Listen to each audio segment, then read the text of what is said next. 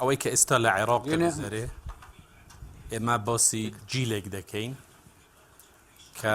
عمریان لە 15 ساڵە هەتا 23 ساڵ نا سەدامیان لە بیرە نا ئەمریکاش ئەمە جیلێکە داوای ژیانێکی باشتر دەکاتن لە عێراقدا خۆی مقارنە دەکات لەگەڵ هەموو شوێنەکانی تر و لە دەتوانێت پێویستی بە سەفەرکردنیش نییە هەر دەتوانێت هەر لەسەر ئینتەرنێت و سۆشیال میدیا ببینێ لە دنیای دەرەوە چه هەیە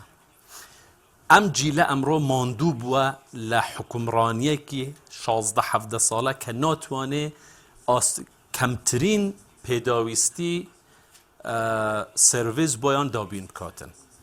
ئەوەی لە هەرێمی کوردستان ئێمە ناتوانین خۆمان جیا بکەینەوەی لەوەی کە ئێستا لە عێراق دەگوزارێت ئێمە بەشێکین لەم وڵاتە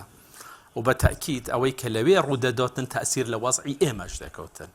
دەوری هەرێمی کوردستان دەورێکە ئێمە هەموو هەوڵێکمان ئەوەیە بۆ ئەوەی وەزعەکە ئارام ببێتەوە و هەوڵیشمان لەگەڵ بەغدا بەردەوامە بۆ ئەوەی بتوانین پێکەوە ڕێگەیەک بدۆزینەوە بۆ ئەوەی پێکەوە لەو مشکلە دەربچین و ئەم هێزانە هەتا ئێستا لە عێراق ماونەتەوە و یارمەتی هێزەکانی عێراقی دەدەن بە پێشمەرگەشەوە و ئەرکیان وازەحە و معلومە هاوکاری هێزەکانی عێراق و تەدریب پێکردنیانە لە شەڕی دژی داعش هەتا ئێستاش ئەم مشنە بەردەوامە بە بۆچوونی ئێمە ئەوەی لە پەرلەمانی عێراق کرا کارێکی دروست نەبوو